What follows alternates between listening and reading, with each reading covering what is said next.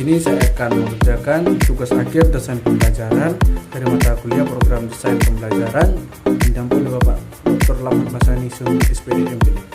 Terima kasih. Yang pertama ialah pengertian perencanaan pengajaran.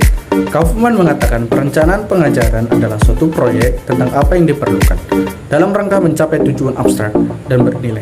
Di dalamnya mencakup elemen-elemen: 1. Mengidentifikasi dan mendokumentasikan kebutuhan.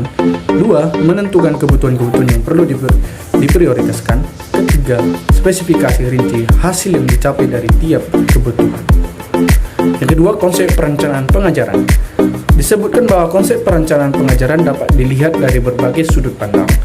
Di antaranya, 1. Perencanaan pembelajaran sebagai teknologi, di mana perencanaan pembelajaran akan mendorong penggunaan teknik-teknik yang dapat mengembangkan tingkah laku, kognitif, dan teori-teori yang konstruktif terhadap pembelajaran. Kedua, perencanaan pembelajaran sebagai suatu sistem di mana terdapat susunan sumber-sumber dan prosedur-prosedur untuk menggerakkan pembelajaran.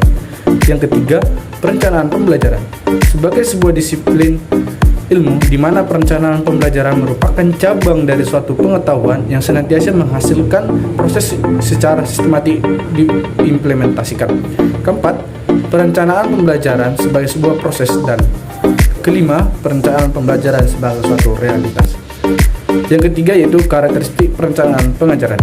Yang pertama itu merupakan proses rasional sebab berkaitan dengan tujuan sosial dan konsep-konsepnya dirancang oleh banyak orang.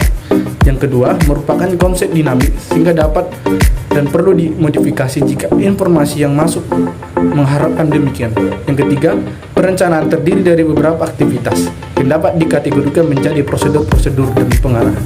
Yang keempat, perencanaan pengajaran berkaitan dengan pemilihan sumber dana sehingga harus mampu mengurangi pemborosan, duplikasi, salah penggunaan, dan salah dalam manajemen.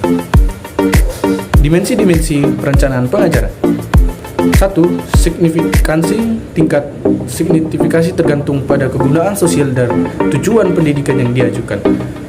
Visibilitas. Salah satu faktor penentu adalah otoritas polisikal yang memadai, sebab dengan itu visibilitas, teknik, dan estimasi biaya serta aspek-aspek lain dapat dibuat dalam pertimbangan yang realistik.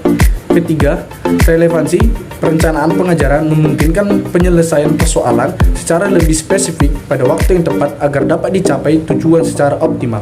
Yang keempat, kepastian atau definitiveness. Penggunaan teknik dan metode meminimumkan kejadian-kejadian tak terduga. Yang kelima, ketelitian atau parsimoniousness. Perencanaan pengajaran disusun dalam bentuk yang sederhana. Dalam penerapannya diperlukan alternatif dan dapat mempertimbangkan alternatif mana yang terbaik. Yang keenam, adaptabilitas perencanaan. Pengajaran bersifat dinamis sehingga perlu mencari informasi sebagai umpan balik atau balikan. Penggunaan berbagai proses memungkinkan perencanaan pengajaran yang fleksibel atau adaptable dapat dirancang untuk menghindari hal-hal yang tidak diharapkan. Lalu ada manfaat perencanaan pengajaran. Adapun manfaat perencanaan pengajaran antara lain yang pertama yaitu sebagai petunjuk atau arah dalam melaksanakan kegiatan pembelajaran. Yang kedua, sebagai pola dasar dalam mengatur tugas dan wewenang bagi setiap unsur yang terlibat dalam proses pembelajaran.